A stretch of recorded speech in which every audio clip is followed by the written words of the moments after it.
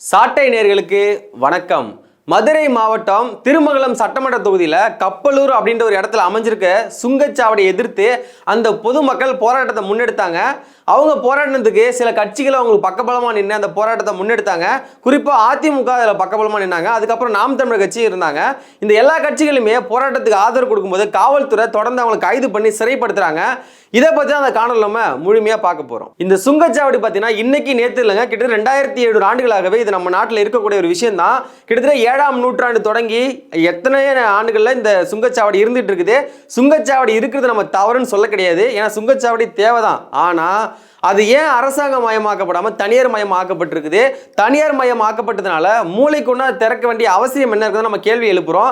அதுக்கப்புறம் பார்த்தீங்கன்னா 14-15 அந்த நூற்றாண்டில் புனித ரோமானியா பேரரசு அந்த ஆட்சி காலத்தில் கூட இந்த சுங்கச்சாவடி வந்து இருந்தது.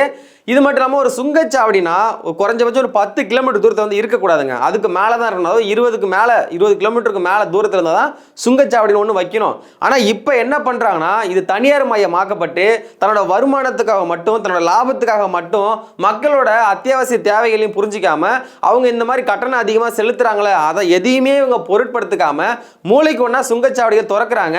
அதுலேயும் குறிப்பாக பார்த்தீங்கன்னா இந்த மதுரை மாவட்டம் திருமங்கலம் சட்டமன்ற தொகுதிக்கு உட்பட்டு கப்பலூர் அப்படின்ற ஒரு இடத்துல சுங்கச்சாவடி அமைச்சிருந்தாங்க. இந்த சுங்கச்சாவடி எங்களுக்கு வேணாம் அப்படின்னு சொல்லிட்டு அங்க உள்ள பொதுமக்கள் மிகப்பெரிய அளவில் எழுச்சி கொண்டு ஒரு போராட்டத்தையும் முன்னெடுத்தாங்க. இந்த போராட்டத்தில் பல்வேறு கட்சிகள் அவங்க பக்கபலமா நின்று போராடினாங்க. அதுலயும் குறிப்பா பாத்தீங்கன்னா சில நாட்களுக்கு முன்பாக அதிமுக கட்சி நிர்வாகிகள் வந்து அங்கே போராட்டம் பண்ணாங்க. அந்த தொகுதியில் பார்த்தீங்கன்னா எம்எல்ஏவா இருக்கிறது யாரு அப்படின்னா பார்த்தீங்கன்னா உதயகுமார் அப்படிங்கிறவருங்க. இவர் வந்து அதிமுகவை சேர்ந்த ஒரு எம்எல்ஏ. ஒரு எம்எல்ஏவே முன் வந்து போராடுறாரு. அவரையும் மீறி அந்த சுங்கச்சாவடி அமைக்கப்பட்டிருக்கு. அதுக்கு எந்த விதமான ஒரு பதிலும் அவங்க தரல. எம்எல்ஏவும் கைது பண்ணுறாங்க. அங்கே உள்ள ஆட்கள் அத்தனை பேருமே கைது பண்ணுறாங்க. இங்கே உள்ள பொதுமக்கள் எல்லாருமே வந்து ஜேசிபி வச்சு இடிக்க போகிறாங்க அந்த சுங்கச்சாவடியா. அந்த அளவுக்கு அவங்களுக்கு ஒரு மிகப்பெரிய அளவுக்கு அதிர்ச்சி கொடுத்து இந்த சுங்கச்சாவடி அவங்களால ஏற்றுக்கவே முடியல. ஏன்னா அவங்களோட அன்றாட தேவைகளுக்காக அவங்க ஒரு இடத்துக்கு போக வேண்டியது இருக்கலாம். குடும்பத்தோட ஒரு சுற்றுலா போவாங்க, அப்படி இல்லைன்னா எங்கேயாச்சும் ஒரு தொழில் பண்ண வெளில போவாங்க. போகும்போது நம்ம கட்டணம் செலுத்தணும், திரும்ப வரும்போது கட்டணம் செலுத்தணும். அந்த கட்டணத்தோட விலையவும் இவங்க அதிகப்படியான விலையை வந்து பயன்படுத்துகிறாங்க. அப்படி இருக்கும்போது ஒரு சாமானிய மக்கள், நடுத்தர மக்கள் அதை வந்து இந்த கட்டணத்தை செலுத்த முடியாத ஒரு நிலைமைக்கு போகிறாங்க. இப்போ ஒரு சிறு குறு தொழில் பண்ணுறவங்களாம் எடுத்துக்கங்களேன். அவங்க அந்த சுங்கச்சாவடியை தாண்டி போகணும் அப்படின்னா போகும்போது கட்டணம் செலுத்துவாங்க, வரும்போது கட்டணம் செலுத்துவாங்க. இது அவங்களுக்கு ஒரு மிகப்பெரிய பாதிப்பு உட்படுத்துது. ஏன்னா அவங்க சின்ன சின்ன வியாபாரம் தான் பண்ணுறாங்க.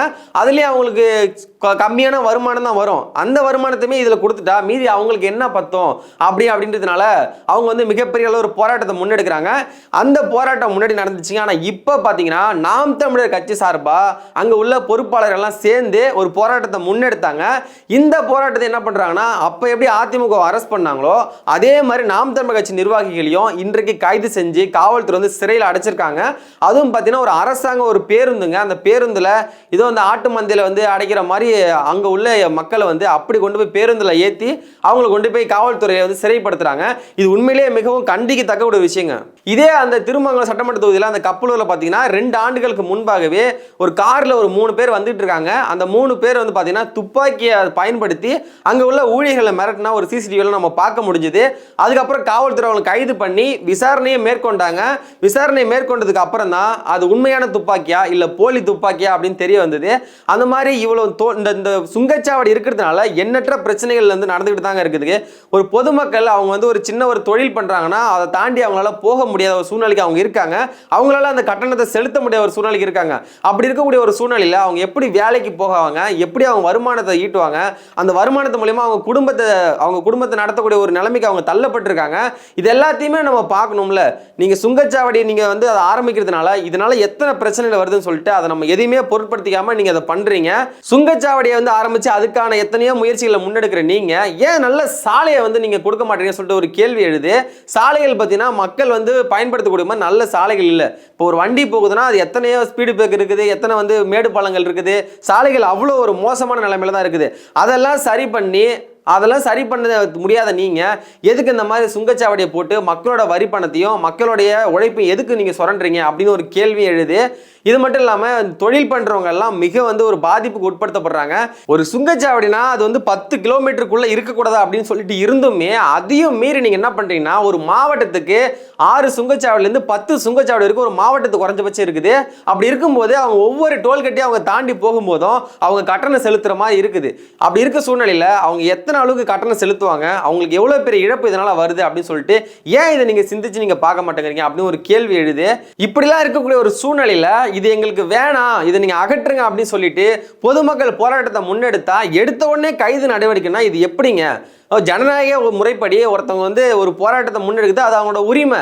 எங்களுக்கு இந்த சட்டம் பிடிக்கல, எங்களுக்கு இந்த இது பிடிக்கல, எங்களுக்கு இந்த முறை எங்களுக்கு பிடிக்கல, இதை அகற்றுங்க அப்படின்னு சொல்லிட்டு பொதுமக்கள் போராட்டம் எடுக்கிறாங்க. அது அவங்களோட ஜனநாயக உரிமை. இதுக்கெல்லாம் நீங்க கைது பண்ணணும்னா உங்களை எதுவுமே விமர்சனம் பண்ணக்கூடாதா? நீங்க ஒரு விஷயத்த கொண்டு வரீங்கன்னா அது இது வேணாம்னு சொல்லக்கூடாது, போராட்டத்தையும் முன்னெடுக்க கூடாது, விமர்சனமும் பண்ணக்கூடாதுன்னா இது எப்படி சரியா இருக்கும்? இப்போ நீங்க செய்யறத ஒழுங்கா செஞ்சீங்கன்னா மக்கள் ஏன் அவங்க எதிர்ப்பு தெரிவிக்க போறாங்க? அவங்க ஆட்டோமேட்டிக்கா ஆதரவு தெரிவிச்சு போயிடுவாங்கல்ல, அதை ஏத்துக்கிட்டு போயிடுவாங்கல்ல. அப்போ அவங்களுக்கு பிடிக்காத ஒரு செயலை நம்ம செய்யறதுனால தானே அவங்க எதிர்ப்பு தெரிவிக்கிறாங்கன்றதை ஏன் நீங்க சிந்திச்சு பார்க்க மாட்டேங்கிறீங்கன்னு கேள்வி எழுதுல. பொதுமக்கள் உண்மையிலேயே அவங்க பார்த்தீங்கன்னா 300, 400, 500க்கு தான் ரொம்ப கஷ்டப்பட்டு அவங்க வேலை பார்த்துட்டு இருக்காங்க. அப்படி இருக்கக்கூடிய சூழ்நிலையில் இந்த மாதிரி நீங்கள் கட்டணத்தை உயர்த்தி இந்த மாதிரி சுங்கச்சாவடி அதிகப்படுத்துறதுனால மக்களோட உழைப்பை நீங்கள் அப்பட்டமாக நீங்கள் திருடுறீங்கன்றது இது மூலமா தெரியுது. ஒரு எம்எல்ஏ ஒரு எம்பி எல்லாம் மக்கள் தேர்ந்தெடுக்கிறாங்கன்னா அந்த எம்எல்ஏ எம்பிக்கு மக்களுக்கு தேவையான சட்டத்தை இயற்றி அதை நடைமுறைப்படுத்துக்கான அத்தனை தகுதியும் அந்த எம்எல்ஏவுக்கும் எம்பிக்கு இருக்குது. அப்படி அந்த தொகுதியில் உள்ள எம்எல்ஏ உதயகுமார் அவர்கள் அவருக்கே அந்த இது பிடிக்காததுனால அவரே ஒரு போராட்டத்தை முன்னெடுக்கிறாரு. அவரையும் நீங்கள் கைது பண்ணுறீங்க. அவரு மீது அவர் சொல்கிற குற்றச்சாட்டுக்கு நீங்க எதிர்வினையை நீங்க ஆற்ற மாட்டேங்கிறீங்க. இப்படி இருந்தா இது எந்த வகையில சரியா இருக்கும்? ஒரு மக்கள் தனக்கு பிடிக்காத ஒரு செயலை அவங்க அதை எதிர்ப்பு தெரிவிக்கிறாங்கன்னா அதை ஏன் நீங்க அதை பண்ண போறீங்க? மக்களை கூப்பிட்டு சந்திச்சு என்னப்பா உனக்கு பிரச்சனை, சரி சுங்கச்சாவடி உனக்கு இருந்து பிடிக்கலையா, சரி அகட்டிட்டோம், அந்த மாதிரி ஒரு செயலை நீங்க சொன்னாலும் அவங்க மனசு கொஞ்சம் ஆறுதலா இருக்கும். ஆனா அதை எல்லாத்தையும் நீங்க தவிர்த்துட்டு நீங்க முழுக்க என்ன பண்றீங்கன்னா ஏதாச்சும் நம்மளை எதிர்த்து கேள்வி கேட்டானா அவனை கைது பண்றது, நம்மளை எதிர்த்து அவங்க ஏதாச்சும் பேசிடுறாங்களா அவங்க மீது தேசிய பாதுகாப்பு சட்டம் போடுறது, அவங்க மீது குண்டர் சட்டத்தை பாய்ச்சிருது. இதே மாதிரி நீங்க பண்ணினீங்கன்னா அப்புறம் உங்களை எதிர்த்து யாருமே கேள்வி கேட்க கூடாதா? பொதுமக்களோட நிலைமை என்னைக்காச்சும் நீங்க யோசிச்சு பார்த்துருக்கீங்களா? அன்றாட வாழ்க்கையில அவங்களோட ஒவ்வொரு தேவைகளையும் பூர்த்தி பண்ண தினம் மக்கள் அந்த அளவுக்கு கஷ்டத்துக்கு ஆளாகிறாங்க. அப்படி இருக்கக்கூடிய ஒரு சூழ்நிலையில இந்த மாதிரி சுங்கச்சாவடி மூலியமா அவங்களோட பணத்தெல்லாம் நீங்க ரத்தத்தை உரிய மாதிரி உரிறீங்க. இது உண்மையிலேயே மிகவும் கண்டிக்கத்தக்கக்கூடியது. இந்த கப்பலூர் கிராமத்துல அந்த உள்ளூர் மக்கள் ஜேசிபி வச்சு இடிக்கிற அளவுக்கு அவங்க போராட்டத்தை முன்னெடுத்து கிட்டத்தட்ட ஒரு நாளைக்கு 5ல இருந்து 8 மணி நேரம் 10 மணி நேரம் அவங்க போராட்டத்தை முன்னெடுத்தாங்க. 2 வாரத்துக்கு மேலாக அவங்க மிகப்பெரிய போராட்டத்தை முன்னெடுத்திருக்காங்க. அதுக்கு பல்வேறு கட்சி ஆதரவும் தெரிவிச்சிட்டு இருக்காங்க. அவங்க ஏன் இந்த அளவுக்கு போராட்டத்தை முன்னெடுக்கிறதுக்கு காரணம் என்ன அப்படின்னு பார்த்தீங்கன்னா உள்ளூர் வாகன ஓட்டிகளுக்கே கிட்டத்தட்ட 50% வரைக்கும் நீங்க செலுத்தணும், நீங்க சுங்கச்சாவடியில் நீங்க கட்டணம் செலுத்தினாதான் நீங்க அதை தாண்டி நீங்க போக முடியும் அப்படின்னு ஒரு விதிமுறை அவங்க விதிச்சதுனால தான் இவங்க மக்கள் பெரும் அதிர்ச்சியாகி அவங்களால அதை ஏற்றுக்க முடியல. அவங்களால அந்த பணமும் அவங்களால கட்டக்கூடிய ஒரு சூழ்நிலைக்கு அவங்க தள்ளப்படுறாங்க. அப்படி இருக்கக்கூடிய சூழ்நிலையில தான் அவங்க போராட்டத்தை முன்னெடுக்கிறாங்க. இதை ஏன் இந்த அரசாங்க கவனத்துக்கு எடுத்துக்கல? சுங்கச்சாவடிங்கிறது முழுக்க தனியார் மயமாக்கப்பட்டிருக்கு. தனியாரோட முதலாளிங்க அவங்களோட லாபத்துக்காக மட்டுமே மக்களை இந்த அளவுக்கு வஞ்சிக்கிறத ஏன் இந்த அரசாங்கம் தடுத்து நிறுத்த மாட்டேங்குது? அரசாங்கத்தில் சட்டப்படி அனுமதி வாங்கி தானே இந்த மாதிரி அவங்க நான் கட்டணம் உயர்த்த போறேன் அப்படின்லாம் சொல்லணும். ஆனால் அதை எதுவுமே செய்ய மாட்டேங்கிறாங்க. இவங்க என்ன பண்ணிடுறாங்கன்னா ஒரு நிதி ஒரு குறிப்பிட்ட அமௌண்ட் கொடுத்துட்றாங்களா என்னவோ தெரியல. ஆனால் இவங்க தனக்கு என்ன தோணுதோ அதை மட்டும் தான் செய்கிறாங்க. அரசாங்கம் அது எதையுமே கண்டுகொள்ளவே மாட்டேங்குது. அப்படி இருக்கும்போது இதில் பாதிக்கப்படுறது யாருன்னா உண்மையிலேயே மக்கள் தான். இப்போ இந்த கப்பலூரில் மட்டும்தான் இந்த பிரச்சனை நடக்குதா? மற்ற ஊரில் நடக்கலையான்னு பார்த்தீங்கன்னா எல்லா இடத்துலையும் நடக்குதுங்க. கிட்டத்தட்ட தமிழ்நாடு மட்டும் இல்லை, இந்தியாவில் எல்லா இடத்துலையுமே சுங்கச்சாவடி அவங்க புதுசாக அதை திறக்கிறாங்க. தமிழ்நாட்டில் மட்டும் பார்த்தீங்கன்னாலே குறிப்பிட்டு பார்த்தீங்கன்னா கிட்டத்தட்ட 2 மாதத்துக்கு 1 மாதத்துக்கு ஒரு இடத்துலயாச்சும் கண்டிப்பாக சுங்கச்சாவடி அவங்க திறக்கிறாங்க. அந்த ஒரு சூழ்நிலையில் தான் இந்த சுங்கச்சாவடின்றது முழுக்க இயங்கிட்டு இருக்குது. இந்த சுங்கச்சாவடி மூலியமா வர வருமானம் எவ்வளோ வருது, இதெல்லாம் எங்கே போகுதுன்னு சொல்லிட்டு இது யாருக்குமே தெரியாத ஒரு மாதிரி தான் இருக்குது. அந்த அளவுக்கு வருமானத்தை அதிகப்படியாக சம்பாரிச்சிட்டு அந்த சுங்கச்சாவடி ஆட்கள். இந்த கப்பலூர் கிராமத்தில் அங்கே உள்ள முக்கிய கிராமவாசிகளும் அங்கே உள்ள அமைச்சர்கள் எல்லாம் சேர்ந்து அந்த மாவட்ட ஆட்சியரை போய் சந்திச்சு மனு கொடுக்குறாங்க. அவங்களோட கோரிக்கையெல்லாம் முன் வைக்கிறாங்க. இது எதுக்குமே அந்த மாவட்ட ஆட்சியர் சரியான பதிலையும் வழங்க கிடையாது. ஒரு சுங்கச்சாவடி வந்து தொடங்குதுன்னா அதுக்கு வந்து என்னென்ன ஒரு வழிமுறைகள் இருக்குன்னு சொல்லி இருக்குது. அந்த ஓட்டுநர்லாம் வராங்கன்னா அவங்களுக்கு சரியான கழிப்பிடம் இருக்கணும், அவங்க தங்குறதுக்கு வசதி இருக்கணும், அவங்களுக்கு ஏதாச்சும் வழியில் வந்து அவங்களுக்கு ஏதாச்சும் ஒரு விபத்து ஏற்பட்டுச்சுன்னா அதுக்கு ஃபர்ஸ்ட் எய்ட் அந்த மாதிரிலாம் இருக்கணும். ஆனால் இது எதையுமே பொருட்படுத்திக்காமல் சுங்கச்சாவடி வந்து என்ன எப்படி செயல்படுறாங்கன்னா முழுக்க முழுக்க அவங்க வருமானத்துக்காக மட்டும்தான் செயல்படுறாங்க, மற்ற எதுக்காகவும் செயல்படல. ஒரு சாலை வந்து சரியான முறையில் அந்த சாலை பராமரிக்க கிடையாது, அந்த சாலை வந்து சரியான முறையில் இல்லை. இப்போ நல்ல சாலை இருந்தால் தான் மக்கள் வந்து அவங்க ஒரு நினைச்ச இடத்துக்கு கொஞ்சம் விரைவாக போக முடியும். இப்போ 8 வழிச்சாலைன்ற ஒரு திட்டத்தெல்லாம் புதுசாக நீங்கள் கொண்டு வருது, இருக்கிற சாலையை நல்லபடியாக செயல்படுத்தலாம்ல. சாலை வந்து எவ்வளோ குண்டு குழியுமா பள்ளம் மேடுமா எவ்வளோ வந்து சேதமடைஞ்சு சொல்லி நம்மளாலே பார்க்க முடியுது. அப்படி இருக்கிற சாலைகளை அதை நம்ம மேம்படுத்திட்டு அதுக்கப்புறம் இந்த மாதிரி மற்ற விஷயத்தில் ஈடுபடாமல் நீங்கள் என்ன பண்ணுற வருமானத்தை மட்டுமே வச்சு சம்பாதிக்கணும்னு நினச்சிங்கன்னா இது எந்த வகையில் சரியாக இருக்கும்? பொதுமக்கள் போராட்டத்தை முன்னெடுத்தாலையும் அவங்களும் கைது செய்கிறீங்க, அதுக்கு பக்கபலமாக கட்சி நிர்வாகிகள் கூட இருந்தாலும் அவங்களையும் கைது செய்கிறீங்கன்னா இது எந்த மாதிரி ஒரு உதாரணத்தை நீங்கள் சொல்ல வரீங்க? ஒரு மக்கள் வந்து ஒரு போராட வேண்டியது ஒரு ஜனநாயக கடமை, இது கூட இந்த நாட்டில் இல்லையா அப்படின்னு சொல்லிட்டு மக்கள் உண்மையிலே கண்ணீர் வெள்ளத்தில் மிதக்கிறாங்க. இப்போ இந்த சுங்கச்சாவடின்னு ஒன்று 2700 வருஷமாக அது இருக்குது நடைமுறையில். ஆனால் என்ன ஆகுதுன்னா மற்ற அண்ட மாநிலங்களை விட தமிழ்நாட்டில் பார்த்தீங்கன்னா சுங்கச்சாவடியில் அதிகமாகவே இருக்குது. அதிகமாக இருக்கிறது மட்டும் இல்லாமல் மற்ற மாநிலங்களை விட இங்கே வாங்கக்கூடிய விலை வந்து ரொம்ப அதிகமாக வராங்க. அதாவது இந்த சுங்கச்சாவடியில் வாங்கக்கூடிய கட்டணங்கள் வந்து அதிகமாக வாங்குறாங்க, மற்ற மாநிலங்களில் வந்து கொஞ்சம் குறைவாக வாங்குறாங்க. ஏன் சுங்கச்சாவடியில் அதிகமாக நீங்கள் வந்து பயன்படுத்தி அதுக்கான கட்டணத்தை நீங்கள் அதிகமாக வைக்கக்கூடிய தேவை என்ன இருக்குன்னு சொல்லிட்டு கேள்வி எழுது. மக்கள் வந்து ஒரு அன்றாட வாழ்க்கையில் அவங்க ஒரு நினைச்ச இடத்துக்கு போகிறாங்க அப்படின்னா அது நீங்கள் சுங்கச்சாவடி விலையை நீங்கள் உயர்த்ததுனால அவங்க ஒரு நினைச்ச இடத்துக்கு போக முடியாமல் அங்கேயே முடங்கி கிடக்கிற ஒரு சூழ்நிலைக்கு தள்ளப்படுறாங்க. ஒரு நாளைக்கு அவங்களோட வருமானம் பார்த்தீங்கன்னா 400 ரூபாயிலேருந்து ஒரு 600 ரூபாய் வரைக்கும் தான் வருது.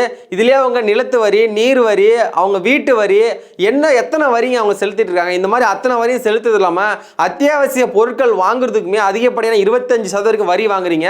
இது எல்லாம் போக இந்த மாதிரி நீங்கள் சுங்கச்சாவடியிலையும் வரி கட்டணத்தை நீங்கள் வாங்குனீங்கன்னா மக்கள் எப்படி வாழ முடியும்? அவங்களோட அன்றாட வாழ்க்கையை அவங்க எப்படிங்க வாழ முடியும்? அப்படி இருக்கிற சூழ்நிலை தான் அவங்க போராட்டத்துக்கு தள்ளப்படுறாங்க.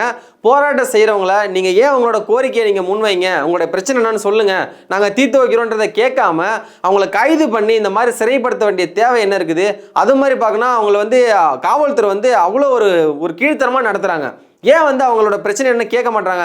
காவல்துறை யாருக்காக செயல்படுது? காவல்துறை எதுக்கு? காவல்துறை உங்கள் நண்பன் அப்படின்னு சொல்கிறீங்க. காவல்துறைங்கிறது மக்களோட பிரச்சனையை வந்து அவங்க சரி செய்கிறதுக்கும் முழுக்க முழுக்க மக்களுக்கு பாதுகாப்பு கொடுக்கறதுக்கு தான் காவல்துறை. ஆனால் இன்னைக்கு இருக்க காவல்துறை அப்படி இருக்குதான்னா அது கேள்விக்குறி தான். அவங்க என்ன பண்ணுறாங்கன்னா எங்கிருந்தா யாரோ ஒருத்தவங்க ஃபோன் போட்டு இதை செய்யப்பானா அதை செஞ்சு முடிப்பாங்க. அதுக்கு தான் காவல்துறை இயங்கிட்டு இருக்கா. அப்போ பொதுமக்களுக்கு சேவை செய்ய காவல்துறை கிடையாது. இப்போ ஒரு டோல்கேட் வழியாக, அதாவது சுங்கச்சாவடி வழியாக ஒரு எம்எல்ஏவோ ஒரு எம்பியோ ஒரு அமைச்சரோ ஏன் ஒரு முதல்வரோ வந்தாங்கன்னா அந்த சுங்கச்சாவடியோட கதவு ஃபுல்லாக திறந்துருக்கும், அந்த சுங்கச்சாவடி எல்லாமே திறந்துருக்கும். ஏன்னா அவங்க வந்து வராங்கல்ல, அதனால முன்கூட்டியே திறந்து வச்சுருவாங்க. இடையில ஏதாச்சும் வழியில் வந்து அந்த ஸ்பீடு பிரேக் இருக்குது பார்த்தீங்களா, அது இருந்தால் கூட என்ன பண்ணுவாங்கன்னா அதையும் வந்து நீக்கிடுவாங்க. ஏன்னா அந்த கார் வந்து வேகனாக செல்லணும் அப்படின்னு சொல்கிறதுனால. பொதுமக்களுக்காக இந்த சேவையை செய்யாத நீங்கள் ஏன் எம்எல்ஏ எம்பி அமைச்சர் இவங்களுக்கெல்லாம் ஏன் செய்கிறீங்க? அவங்களாம் உண்மையிலேயே அவங்களுக்கான வருமானம் மாதம் மாதம் வருதா இல்லையா? ஏன் அவங்கள்ட்டலாம் நீங்கள் கட்டணம் வசூல் பண்ண மாட்டேங்கிறீங்க? ஏன் அவங்கள்ட்ட வசூல் பண்ணாத நீங்கள் மக்கள்கிட்ட ஏன் வசூல் பண்ணுறீங்க அப்படின்ற ஒரு கேள்வி எழுதுல. இந்த சுங்கச்சாவடியில் இருக்கிறதுனால என்ன ஆகுதுன்னு பார்த்தீங்கன்னா இது வந்து போக்குவரத்து நெரிசலை இது அதிகப்படியாக்குது. ஏன்னு பார்த்தீங்கன்னா எங்கே பார்த்தாலும் சுங்கச்சாவடியை திறக்கிறதுனால அன்றாட மக்கள் பொது வாழ்க்கையில் அவங்க போகும்போது என்ன ஆகுதுன்னா சாலை நெரிசல் ஏற்படுது, போக்குவரத்தில் வந்து நெரிசல் ஏற்படுதுங்க. அவங்க போக வேண்டிய இடத்துக்கு சீக்கிரமாக போக முடியாமல் போகுது. இப்போ இது மூலியமாக பாதிக்கப்படுறது யாருன்னு பார்த்தீங்கன்னா ஏதோ ஒரு அடிப்பட்டு ஒரு வாகனத்தில் அவங்க ஆம்புலன்ஸில் எடுத்துகிட்டு வராங்கன்னா இதனால் அவங்க வந்து காலதாமதமாக போகிற ஒரு சூழ்நிலை தள்ளப்படுறாங்க. இந்த டோல்கேட்டுங்கிறது இல்லாமல் இருந்ததுன்னா அவங்க கொஞ்சம் விரைந்து செல்லக்கூடிய ஒரு நேரத்துக்கு அவங்க போயிடுவாங்க. இந்த சுங்கச்சாவடிலாம் இல்லாமல் இருந்துச்சுன்னா அவங்க நினச்ச இடத்துக்கு அவங்க வேகமாக போயிட்டு அந்த உயிரை காப்பாற்ற முடியும். ஆனால் இந்த சுங்கச்சாவடி வந்ததுனால போக்குவரத்து நெரிசல் அதிகமானதுனால யாருமே அவங்களோட நினைச்ச இடத்துக்கு அவங்க சரியான நேரத்தில் போக முடியாத ஒரு சூழ்நிலைக்கு தள்ளப்படுறாங்க. இது மட்டும் இல்லாமல் பொதுமக்கள் வந்து ரொம்ப ஒரு அதிருப்திலையும் அவங்க வந்து அவங்களால ஏற்றுக்கவும் முடியலங்க. அவங்க இந்த திட்டத்தெல்லாம் அவங்க பார்த்தீங்கன்னா அவங்க இதெல்லாம் எங்களுக்கு தேவையில்லாத ஒன்றுங்க, இதெல்லாம் வேணாங்க, நல்ல சாலை போடுங்க, எங்களுக்கு நல்லபடியாக குடிக்க தண்ணி கொடுங்க, எங்களுக்கு நல்லபடியாக வீடு அமைச்சு கொடுங்க, இந்த மாதிரி நல்ல விஷயம்லாம் செய்யுங்க. இதுக்கு எதுக்குங்க எங்களுக்கு பிடிக்காத மாதிரி இந்த மாதிரிலாம் திட்டத்தெல்லாம் நீங்கள் கொண்டு வரீங்க? அதுவும் தனியார்கிட்ட எதுக்குங்க அதை கொடுக்குறீங்க? தனியார்கிட்ட கொடுக்கறதுனால தானே அவங்க இந்த மாதிரி எங்களுக்கு வந்து அதிகப்படியான கட்டணத்தெல்லாம் நீங்கள் வசூல் பண்ணுறாங்க அப்படின்னு சொல்லிட்டு அவங்க ஒரு பல்வேறு வகையான குற்றச்சாட்டுகளை முன் வைக்கிறாங்க. இந்த சுங்கச்சாவடிகளை ஒட்டுமொத்தத்தையுமே அகற்றி நல்ல சாலை அமைத்து மக்களுக்கு நல்ல வந்து அவங்க ஒரு பாதையை ஏற்படுத்தி அவங்க ஒரு நினைச்ச இடத்துக்கு விரைவில் போகக்கூடிய அளவுக்கு நல்ல சாலை வசதியை மேற்கொண்டு இந்த சுங்கச்சாவடியெல்லாம் அகற்றி இது மாதிரி கைது நடவடிக்கை எடுக்காம மக்கள் ஒரு போராட்டத்தை முன் வைக்கிறாங்கன்னா உங்களோட பிரச்சனை என்ன அப்படின்னு சொல்லி நீங்கள் சொல்லுங்கள், நாங்கள் தீர்த்து வைக்கிறோன்னு சொல்லிட்டு அரசாங்கம் முன் வந்து பிரச்சனையை சரி பண்ணுறதுக்கான முயற்சி இருக்குன்னு சொல்லிட்டு கேட்டுக்கிறோம். நன்றி. சாட்டை எடுத்து நாட்டை திருத்து இளம் தலைமுறை தானே நீ வழி